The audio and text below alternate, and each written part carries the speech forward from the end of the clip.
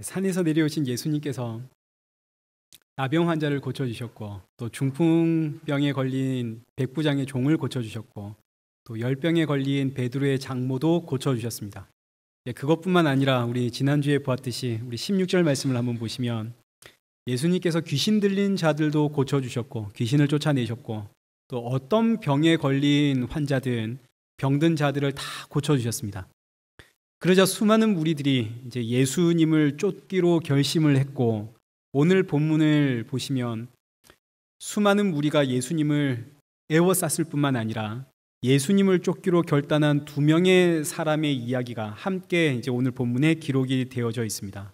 근데 예수님은 이 무리가 예수님께로 모여서 예수님을 에워싸자 우리 18절에 기록되어 있는 것처럼 그 무리를 떠나시고, 또 예수님의 제자가 되기로 결단한 이 2 사람에게는 아주 매몰차게 거절을 하십니다. 그런데 또 22절에 보시면 예수님께서 너는 나를 따라라. 예수님을 따르겠다고 나오는 사람들에게는 매몰차게 거절을 하시면서, 그러면서 그 끝에 또 너는 나를 따르라. 이게 대체 무슨 말씀인가? 오늘 이 말씀을 함께 살펴보고 나눠보려고 합니다. 사실 오늘 본문에서 가장 중요한 단어는 20절에 기록되어 있는 인자라는 단어입니다. 마태복음에서 인자라고 하는 단어가 이제 이 본문에서 처음 등장을 하게 되는데, 이 본문 이후로 앞으로 마태복음에 종종 인자라고 하는 단어를 우리가 접하게 될 겁니다. 이 인자라고 하는 단어는 구약 성경에 기록되어 있는 구약의 선지자들이 메시아를 부를 때 지칭했던 단어가 인자입니다. 대표적인 성경이 다니엘서인데, 다니엘서 7장 13절을 한번 보시면 내가 또 밤 환상 중에 보니 인자 같은 이가 하늘 구름을 타고 와서 옛적부터 항상 계신 이에게 나와 그 앞으로 인도되매 그에게 권세와 영광과 나라를 주고 모든 백성과 나라들과 다른 언어를 말하는 모든 자들이 그를 섬기게 하였으니 그의 권세는 소멸되지 아니하는 영원한 권세요 그의 나라는 멸망하지 아니할 것이니라.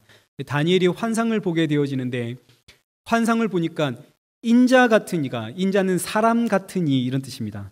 사람 같은 이가 구름 타고 항상 계신 하나님 앞에 섰더니, 나아갔더니 하나님께서 그에게 모든 권세와 모든 영광과 모든 나라와 모든 백성을 다스리게 하셨고 그의 나라는 소멸되지 아니하는 영원한 나라가 되었더라. 그럼 이 인자는 누구의 이야기인가요? 예수님의 이야기죠.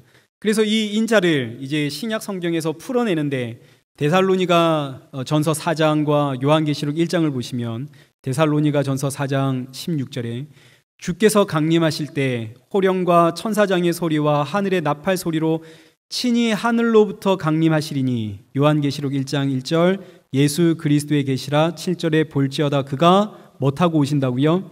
구름 타고 오시리라. 여기 구름 타고 오시는 이는 예수 그리스도.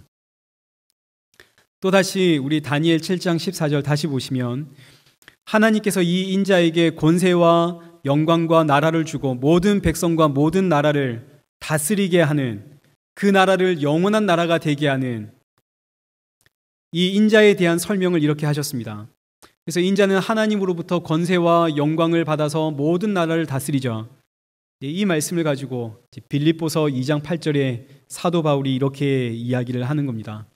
사람의 모양으로 나타나사, 이게 인자입니다. 사람의 모양으로 나타나사 자기를 낮추시고 죽기까지 복종하셨으니 그 십자가의 죽으심이라. 이러므로 하나님이 그를 지극히 높여 모든 이름 위에 뛰어난 이름을 주사 하늘에 있는 자들과 땅에 있는 자들과 땅 아래에 있는 자들로 모든 무릎을 어디에 꿇게 하셨다고요? 예수의 이름 앞에 꿇게 하시고, 그러니 하나님으로부터 권세와 영광을 받아 모든 나라와 모든 백성을 영원히 다스리는 그 인자는 예수님이십니다. 근데 구약은 감춰져 있으니까, 이 인자가 예수님이라는 것이 감춰져 있으니까 유대인들은 이 인자를 구원자로 보았습니다. 우리의 구원자, 구원자라는 뜻이 히브리어로 기름 부음을 받은 자라고 해서 메시아라고 부릅니다. 그래서 인자는 곧 메시아. 그래서 유대인들은 이 인자의 나라, 영원한 나라, 멸망하지 않는 나라, 그 영원한 권세와 영광을 주는 나라를 얼마나 사모했는지, 메시아가 오시기를 너무너무 기다려 왔었죠. 근데 정작 성경이 말하고 있는 이 인자의 나라, 이 영원한 나라, 멸망하지 않는 나라는 예수 그리스도의 피값으로, 피로 값주고 산 교회를 이야기하는 것이지 이 세상의 나라를 이야기하는 것이 아니었습니다. 예수님의 살과 피를 먹고 마셔야만 들어갈 수 있는 나라.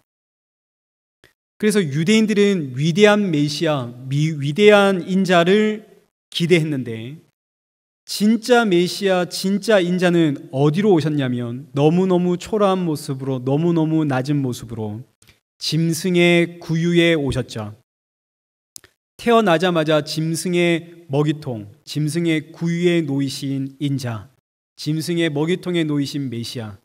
그 이유는 하나님으로부터 끊어진 사람이 짐승입니다. 이 땅을 살아가는 모든 사람은 다 짐승이죠. 하나님으로부터 끊어진 사람은 짐승. 이 짐승은 이 인자의 살과 피를 먹고 마셔야만 새 사람, 새로운 피조물이 되고 그래야만 멸망하지 않는 저 영원한 하나님 나라에 들어갈 수 있습니다. 그래서 인자가 이 땅에 오실 때 짐승의 구유, 먹이통에 누우시고 나 대신 죄의 값, 그 사망과 죽음을 저 십자가에서 나 대신 당하시고 그 십자가에서 살과 피를 흘려 모든 것을 다 이루었다 하신 예수 그리스도가 인자 되시죠. 그래서 예수님께서 이 땅에 오셔서 이 공생애를 시작을 하실 때 자신이 메시아라는 사실을, 자신이 그 인자라는 사실을 단 한 분도 숨긴 적이 없습니다. 처음부터 드러내시죠.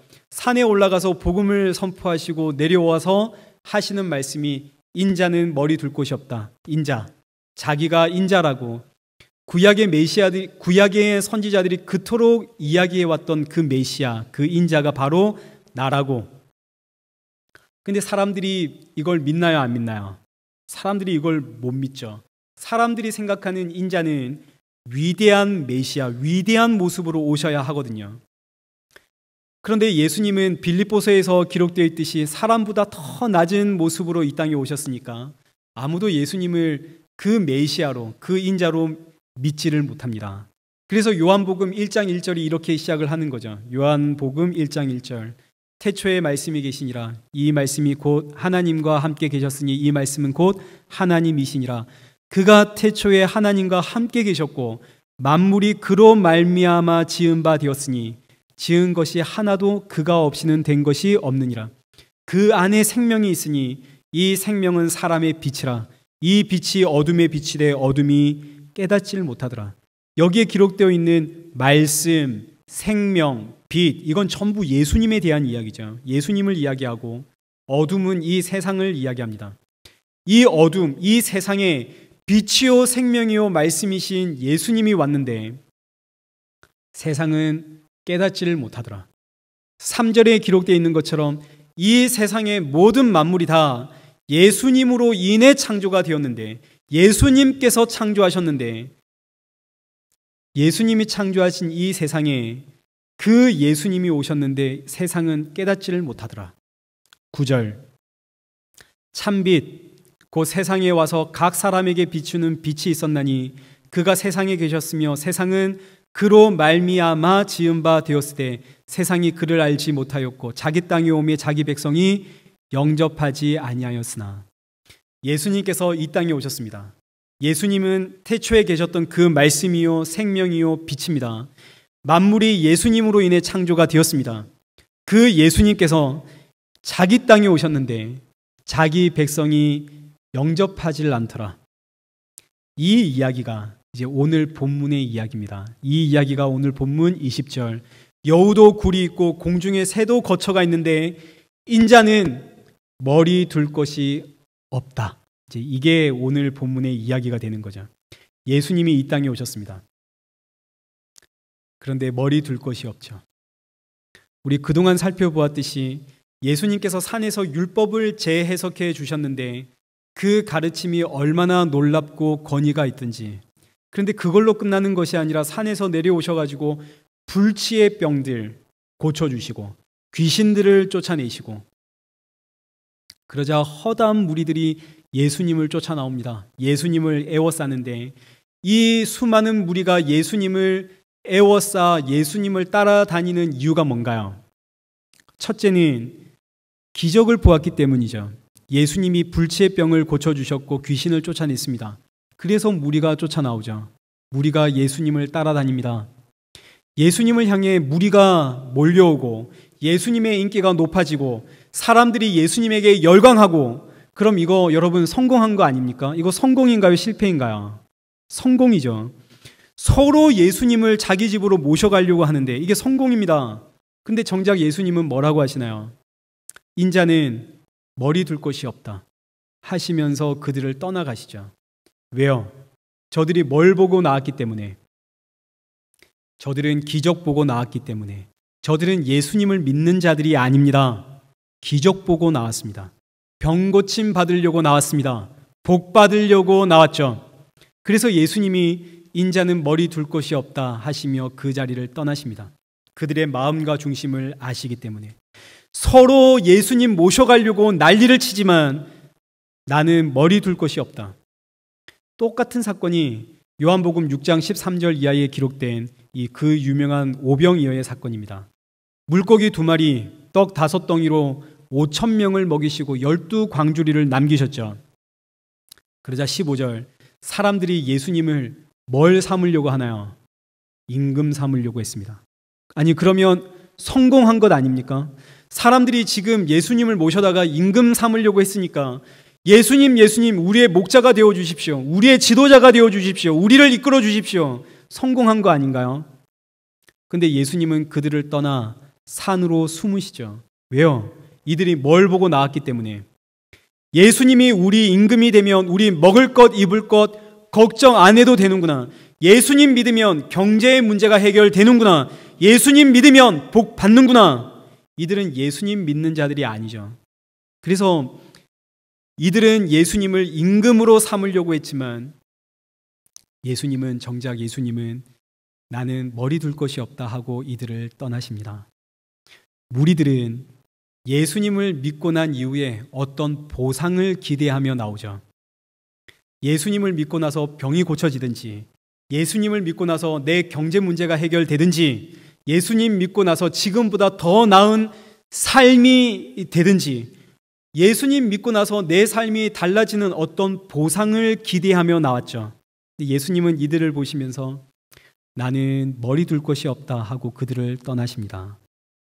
그런데 오늘 우리가 예수님 믿는다고 하면서 예수님은 이 땅에 머리 둘 것이 없다 하시는데 우리는 11조 잘하면 복 받습니다 그러고, 교회 잘 섬기면 좋은 직장 얻습니다 그러고, 믿으면 병이 낫습니다. 그러니 이미 나은 줄 알고 헌금 얼마 하십시오 이러고 나오면 이건 전부 뭡니까? 이건 전부 새빨간 거짓말이고 사기 아닙니까? 요한 1서 2장 15절 한번 보시죠. 이 세상이나 세상에 있는 것들을 사랑하지 마라. 누구든지 세상 사랑하면 아버지의 사랑이 그 안에 있지 아니하니 이는 세상에 있는 모든 것이 육신의 정욕과 안목의 정욕과 이생의 자랑이라. 이건 아버지께로 온 것이 아니요 세상으로부터 온 것이니라. 예수님 믿고 이 땅에서 내가 형통해지길 기대한다면 이건 아버지가 준 마음이 아닙니다. 이건 세상이 준 마음이죠. 그래서 여러분, 전도는 사람을 꼬셔가지고 되는 게 아닙니다. 우리 교회 한번 나와봐라. 우리 예수님 믿으면 복 받는다. 문제가 해결된다. 이렇게 꼬셔가지고 되는 게 아니죠. 그냥 복음 전하면 되는 겁니다. 십자가 복음 전하면 되는 거죠. 십자가를 듣고 그 마음에 믿겠다고 나오면 이게 기적입니다. 기적이 일어난 거죠. 이제 오늘 우리 마음을 한번 점검해 보겠습니다. 우리는 예수님 잘 믿음으로 하나님께서 나에게 어떤 보상을 주시리라 이런 기대가 우리 마음속에 있나요, 없나요? 분명히 우리 마음속에 이런 기대 있죠. 골치 아프게 하는 문제들이 예수님을 믿고 신앙생활 열심히 했더니 짠하고 해결되고, 경제 문제 이거 해결되고, 자녀 문제 해결되고, 여러분 이거 기대하지 않습니까? 기대 안 하시는 분 손 한번 들어보시죠. 저만 손을 든. 우리 다 기대하고 있습니다. 저도 기대하고 있습니다. 하나님이 직장 문제 해결해 주고 경제 문제 해결해 주고 가족 문제 해결해 주길 우리는 저도 우리 일회교회 볼 때마다 하나님 우리 일회교회 언제 성장합니까? 이 자리 좀 채워주시지 그럽니다. 그러니 하나님께서 예수님께서 오늘 우리 일회교회를 오시면 우리 일회교회 성도들을 보고 뭐라 하실까요? 예수님 믿고 신앙생활하면서 순수하게 저 예수님 믿습니다라고 이야기를 하지만 내 마음 한켠엔 여전히 하나님을 잘 믿음으로 어떤 보상을 기대하고 있는 이 나를 보시면서 나의 중심 보시면서 예수님께서 뭐라 하시겠습니까?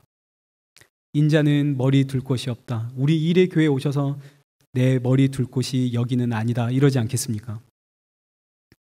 무리들이 예수님을 따르는 이유는 둘째, 너무나 놀라운 율법의 해석을 들었기 때문입니다. 그 율법의 해석이 얼마나 놀라운지 19절 말씀을 보니까 서기관이 예수님을 쫓아 나올 정도입니다. 서기관은 율법 선생입니다. 그동안 우리가 쭉 살펴본 바에 의하면 서기관과 바리새인과 제사장들은 예수님을 좋지 않게 보았습니다.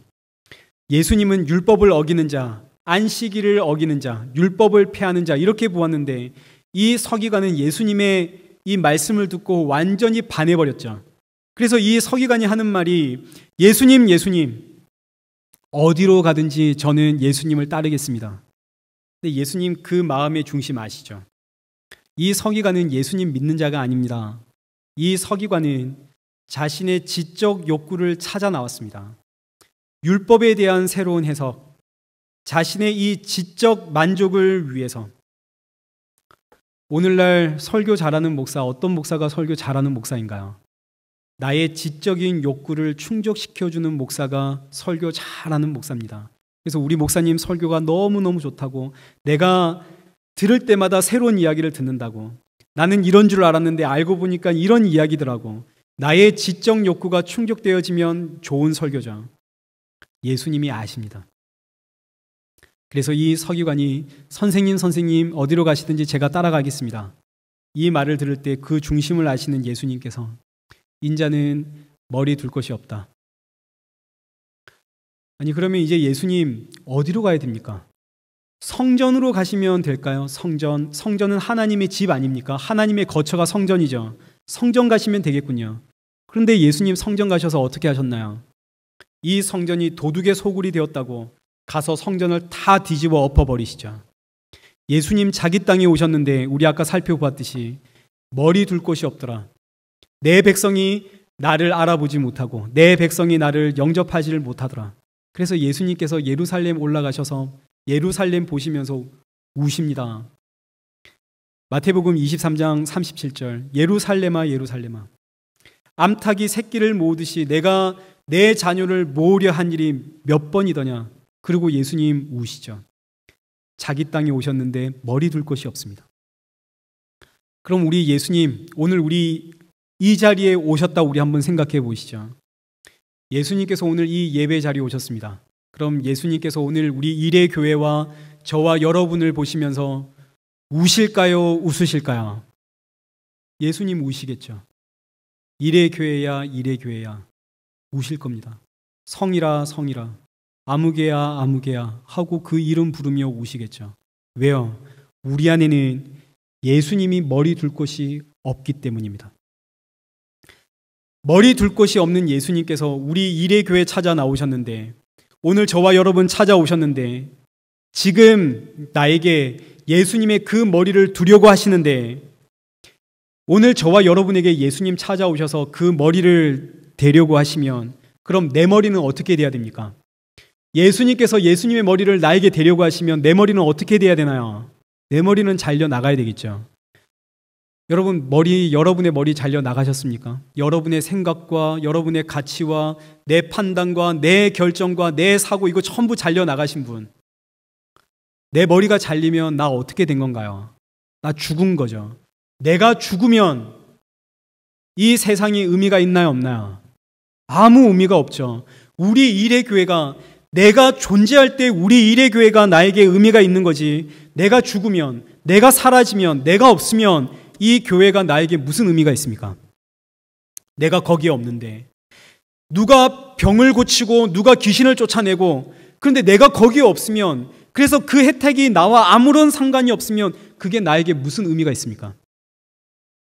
내가 있어야, 내가 존재해야 병 고침도 중요하고 귀신 쫓아내는 것도 중요하고, 내가 있고 내가 존재를 해야 복도 빌고 무슨 지적인 만족도 채워가고 하는 것이지, 내가 없으면 무슨 의미가 있나요?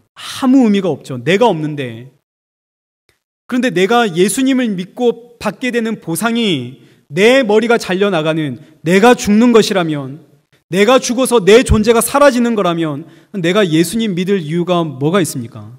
그러니 예수님 이곳에 오셔도 머리 둘 곳이 없죠. 왜요? 우리는 나를 너무 사랑하거든요. 우리는 죽고 싶은 마음이 없습니다. 내 머리가 잘려나가는 것 원하지 않습니다. 예수님 오늘 이 자리에 오시면 여전히 머리 둘 곳이 없죠. 우리의 삶을 돌아보면 됩니다. 예수님 머리 둘 곳 없습니다. 이 이야기가 이제 21절에 대한 이야기입니다. 21절 보시죠. 제자 중에 한 사람이 이르되 주여 내가 먼저 가서 내 아버지를 장사하게 허락하옵소서. 아버지를 먼저 장사 지내고 예수님을 쫓겠다는 이야기입니다. 부모님을 장사 지내는 일은 우리나라도 그렇지만 유대 사회에서도 너무너무 중요한 효이고 율법입니다. 그래서 장례를 치를 때는 원래 죽은 자를 율법에서는 만지면 안 되게끔 되어 있습니다.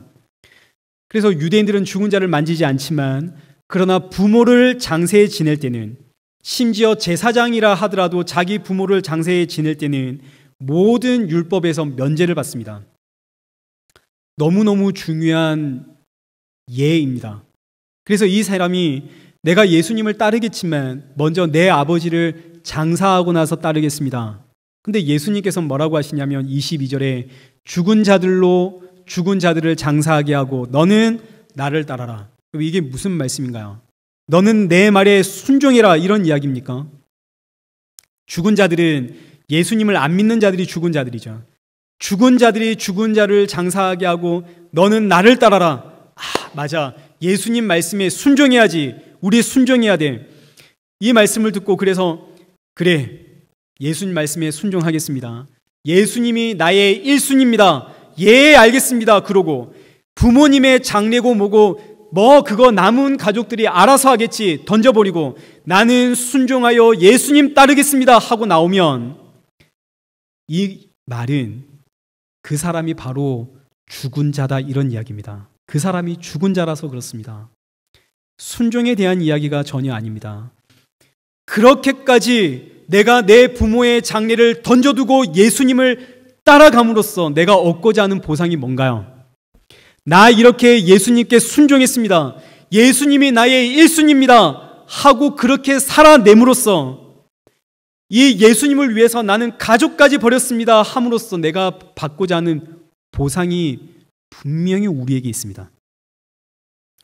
보통 이럴 때 우리는 어떤 보상을 기대하게 되냐면, 나는 예수님을 위해서 이렇게 살았습니다라는 자랑거리가 내 안에 보상이 되든지, 그거 아니면 마지막 날에 나 예수님께 칭찬받겠지라고 하는 그 기대가 보상이 되든지, 그것도 아니면 나중에 나는 천국에 가서 상급 많이 받을 거야 하는 것이 나에게 보상이 되든지, 이것도 아니면 나는 천국 상급 바라지도 않습니다.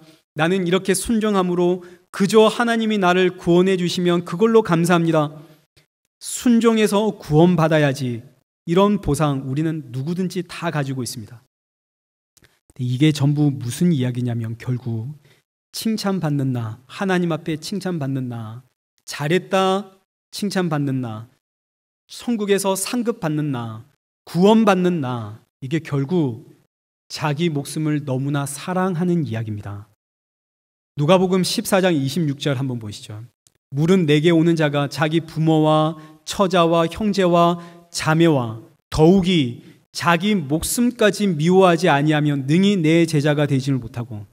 그러니까 이 말씀은 사람이 예수님의 제자가 된다는 건 불가능하다, 이런 이야기입니다.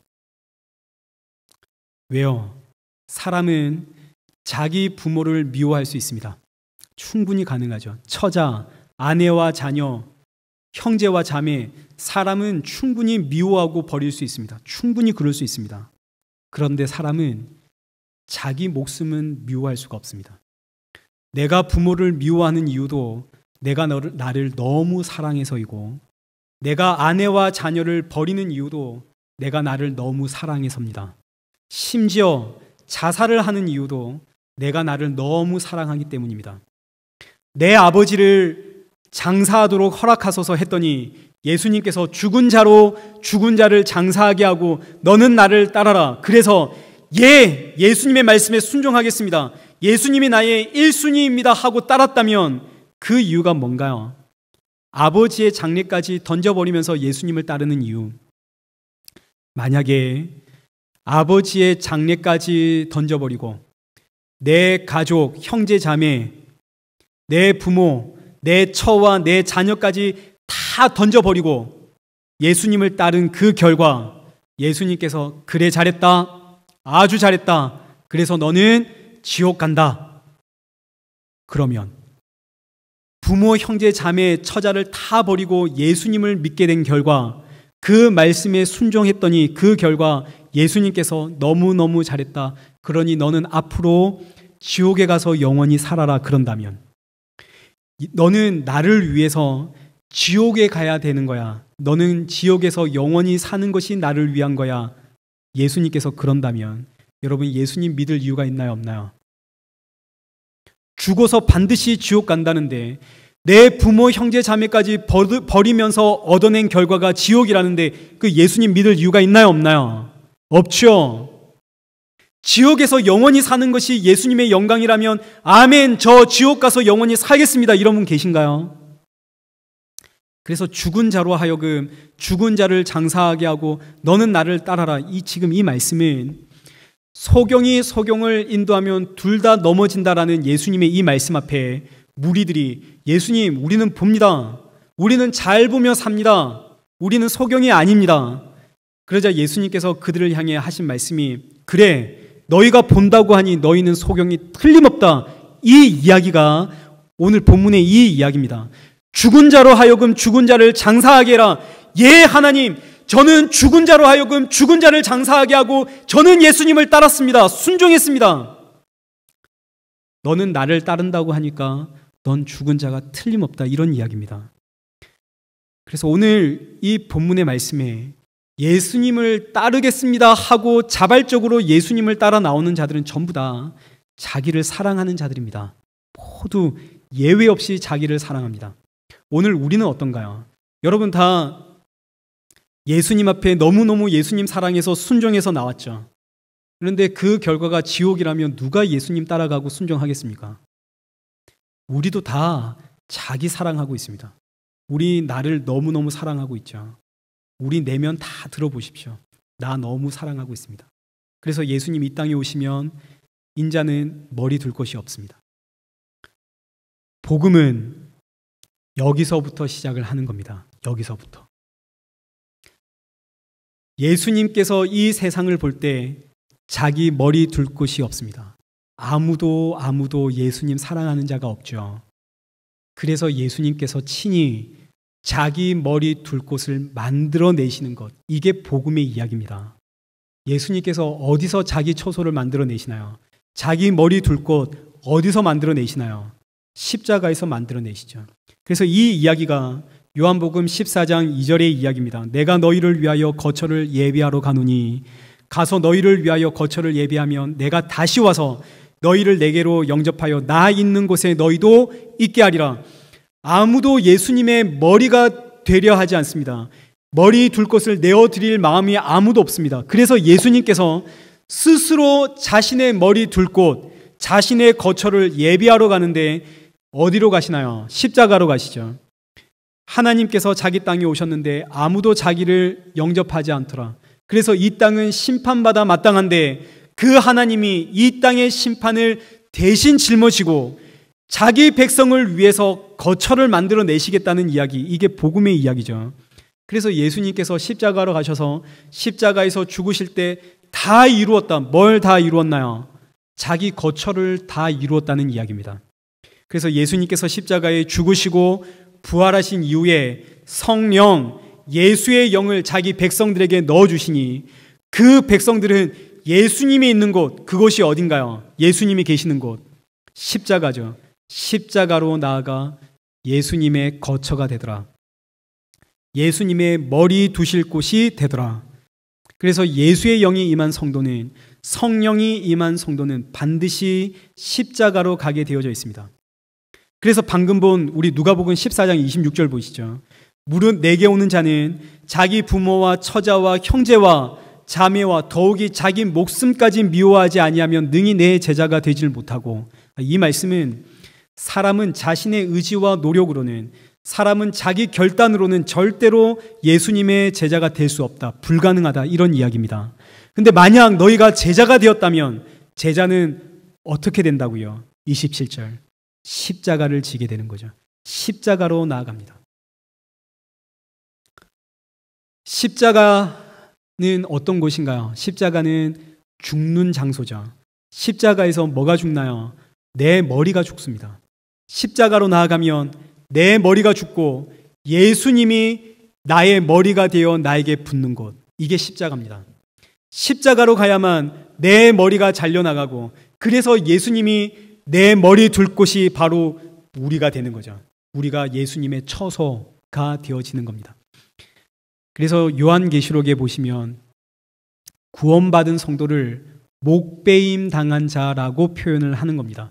요한계시록 20장 4절 말씀을 보시면, 또 내가 보니 예수를 증언함과 하나님의 말씀 때문에 목배임을 당한 자들의 영혼들이 예수님과 함께 1000년 동안 거기서 왕노릇하며 살리라. 십자가에서 목배임을 당한 자, 그래서 예수의 목이 붙은 자, 그가 바로 성도입니다. 그런데 이때 내가 십자가로 가는 것은 내 의지로 되는 게 절대 아니죠.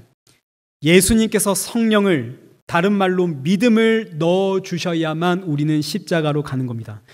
예수님이 십자가의 죽으심으로 생명을 내 안에 넣어주시면 그 생명을 받은 자는 반드시 십자가로 가서 목배임을 당하고 예수님의 누울 거처, 예수님 머리 둘 곳이 되는 이야기, 이것이 고린도전서 3장 16절, 너희는 너희가 하나님의 성정인 것과 하나님의 성령이 너희 안에 계시는 것을 알지 못하느냐. 6장 19절, 너희 몸은 너희 가운데 계신 성령의 전이라 너희는 너희의 것이 아니니라. 바로 이 이야기입니다. 우리가 어떻게 예수님의 거처가 되나요? 내 노력과 내 의지가 아닙니다. 내 노력과 내 의지로 죽은 자는 죽은 자에게 맡기고 제가 예수님께 순종하러 나아가겠습니다. 그는 죽은 자입니다. 자기의 노력과 의지, 결단으로 예수님을 따라가는 제자가 되는 게 아닙니다. 예수님이 생명을 내 안에 넣어주셔야만, 그 생명이 나를 십자가로 끌고 가 내 목을 베어내야만 예수님의 거처가 되는 거죠. 여러분, 이게 아담과 하와의 이야기입니다. 이미 사람이 타락하기도 전에 하나님께서 아담을 통해서 이 모든 이야기 우리에게 다 보여주셨습니다. 미리 알려주셨죠. 하나님께서 아담을 창조하시고, 아담이 예수님의 모형입니다. 하나님께서 아담을 창조하시고 이 아담의 갈비뼈에서 여자를 만들어내시죠. 아담이 이 여자를 보면서 이는 내 살 중에 살이요 내 뼈 중에 뼈라. 이 이야기가 예수님과 우리의 이야기입니다. 아담이 자고 있을 때, 자고 있다는 이 말이 죽음을 뜻합니다. 아담이 죽었을 때 아담의 갈비뼈를 취해서 여자, 신부라고 하는 생명을 만들어내시는 이야기. 그래서 아담의 죽음으로 인해 신부가 생명을 얻는 이야기, 여자가 탄생되어지는 새 사람이 만들어지는 이야기. 그래서 예수님을 신랑, 우리를 뭐라고 하나요? 신부, 교회를 신부, 신랑이신 예수님이 십자가의 죽으심으로 신부인 교회가, 신부인 성도가 살아나는 이야기, 이미 창세전에, 이미 창세기에 하나님께서 아담 창조하실 때부터 우리에게 하신 이야기. 그래서 그 예수님께서 성령을 우리에게 부어주시면 너희가 내 안에, 내가 너희 안에, 우리가 하나가 되는 이야기. 아담과 하와가, 아담이 하와를 보며 너는 내 살 중에 살이요 뼈 중에 뼈라 이야기한 것처럼 성령이 임하면, 새 생명이 내 안에 들어오면 예수님께서 내가 너 안에, 너가 내 안에, 우리가 하나 되는 이야기, 바로 이 이야기죠. 이 일은 내가 결단하고 의지하고 노력해서 되어지는 일이 절대 아닙니다. 하나님의 은혜입니다. 하나님의 은혜가 임하면 십자가로 가게 되어지고, 십자가에서 목베임을 당함으로 예수님이 나의 머리가 되어 나는 예수님이 머리 누울 거처, 처서가 되는 것, 그의 몸이 되어지는 것. 그래서 내 머리이신 예수님, 나는 그의 몸, 신랑이신 예수, 나는 그의 몸인 신부, 예수님과 내가 하나가 되어지는 이야기. 사람의 능력으로 예수님의 제자 되는 거 절대 아닙니다. 사람의 능력으로, 사람의 의지와 각오와 결단으로 예수님의 제자가 되는 것 절대 아닙니다. 그건 전부 가짜입니다. 하나님의 은혜로 제자가 되는 거죠. 하나님의 은혜가 나를 예수님께로 끌고 가는 겁니다. 그래서 이 땅의 모든 참 성도는 반드시 끌려갑니다. 끌려갈 때 기꺼이 끌려가는 성도가 있고 버티면서 끌려가는 성도가 있을 뿐이지, 내가 자발적으로 가는 성도란 없습니다. 우리는 땅 친화적입니다. 사람은 땅에서 만들어졌죠. 흙으로 만들어졌죠. 그래서 이름이 아담입니다. 최초의 사람의 이름이 아담. 아담이 붉은 흙이다, 이런 뜻입니다. 흙으로 만들어졌기 때문에 사람은 그냥 두면 자연히 흙으로 돌아가게끔 되어져 있습니다. 흙은 세상을 이야기하죠. 사람은 놔두면 세상 사랑하게끔 되어져 있습니다. 그러니 주의 영이 임하면 그 영이 세상 사랑하는 우리를 이 세상에서 떼어내서 십자가로 끌고 가는데, 예수님의 제자는 모두 다 하나같이 이 주의 영에 의해서 끌려가는 것이지 자진해서 가는 것 절대 아닙니다. 끌려가는데 기꺼이 끌려가느냐, 버티면서 끌려가느냐, 이 차이가 있을 뿐이지 우리는 다 끌려갑니다. 누가 기쁨으로 자발적으로 가겠습니까? 내가 끌려가면 거기서 십자가로 가면 내 목이 베어지는데 끌려갑니다. 끌려가서 강제로 목베임을 당해서 예수님의 머리 누울 거처로 만들어내십니다. 예수님께서. 이 과정이 평생에 걸쳐 이루어지다가 드디어 십자가에서 내 머리가 잘리면 그날이 우리가 이 땅에서 죽고 하나님 나라에 가는 날입니다. 그래서 오늘 우리가 아직 안 죽고 이렇게 살아가고 있는 이유는, 왜 우리 살아가고 있나요, 지금? 내 머리가 안 잘렸기 때문이죠. 내 머리가 정말 잘리면, 그래서 정말 예수님이 내 머리가 되시면 그날이 내가 이 땅에서 죽는 날이요, 예수님께로 가는 날입니다. 이게 구원입니다. 그래서 성도는 반드시 목베임을 당한 후에 아버지께로 갑니다. 그런데 이 땅에서 살 때는 우리가 저 십자가 얼마나 무섭나요? 목베임 단어만 들어도 너무 살벌하죠. 그래서 안 가려고 우리는 이를 악물고 버티니까, 버티면 버틸수록 뭐가 클까요? 고난과 고통이 크겠죠. 우리는 이 땅에 살아갈 때 고난과 고통이 생기면 우리는 이 고난과 고통 때문에 하나님께 울부짖으며 이 고난과 고통 없어지게 해 주십시오라고 우리는 부르짖으며 기도하는데, 여러분, 그렇지가 않습니다. 이 고난과 고통은 내가 이 세상 얼마나 사랑하고 있는지를 보라는 하나님의 사인입니다. 이 고난과 고통은 이 세상을 빨리 좀 놓으라고, 그 손 좀 놓으라고 우리에게 외치시는 하나님의 음성입니다. 우리는 내일을 알 수 없는 인생이죠. 오늘이라도, 지금이라도 주께서 부르시면 우리는 가는 인생입니다. 우리는 이 땅엔 나그네입니다. 그러니 고난과 고통이 있을 때는 지금 내가 이 두 손에 뭘 꽉 쥐고 있는지를 한번 보셔야 됩니다. 손에 내가 쥐고 있는 거, 이걸 놓으라는 이야기가 절대 아닙니다. 놓든지 놓지 않든지 어차피 우리는 십자가로 끌려갑니다. 다 똑같습니다. 그리고 이거 손에 들고 있는 거, 세상 붙잡고 있는 거, 이거 놓는 인생은 이 땅에 아무도 없습니다. 여러분, 놓을 수 있나요? 그 놓고 다 줘 주십시오. 우리 이거 못 놓습니다. 아무도 못 놓죠.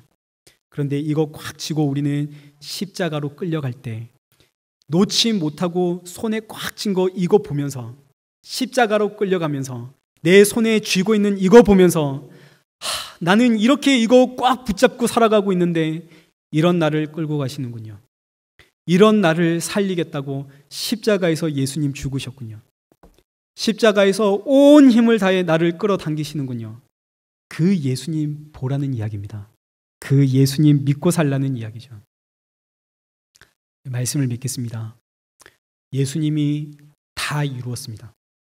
우리가 뭘 이뤄내야 하는 것은 이 땅에 아무것도 없습니다. 이미 예수님 다 이루셨습니다. 우리는 그 예수님 믿고 살면 됩니다. 그 예수님께서 나를 거처 삼으시려고 오늘도 저와 여러분을 십자가로 끌어당기십니다. 근데 여러분, 우리는 안 끌려가고 싶습니다. 끌려가는 것도 힘든데 세상에 끌려가면 십자가에서 강제로 못배임을 당한다고 하니까 내 생각과 내 가치와 내 상식이 다 부정이 되어지고 목이 잘린다고 하니까 생각만 해도 끔찍하죠. 그래서 세상은 이 복음을 들으면 침 뱉고 돌아섭니다. 아니, 예수 믿으면 고통과 고난이 있다고 참 어이가 없어하고 비웃습니다. 좋은 말로 해도 내가 믿어줄까 말까인데 내가 죽어야 한다고, 그래서 침 뱉고 돌아서는 것이 십자가입니다. 그러나 주의 영이 임한 성도는 이 고난과 고통 앞에 감사가 있습니다.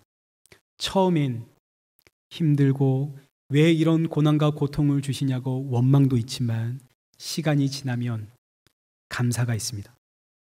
심지어 때로는 이 고난과 고통이 고난과 고통으로 여겨지지도 않습니다. 왜요?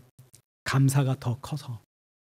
고난과 고통은 예수님의 머리 둘 곳, 예수님의 처소되기 위한 과정이요.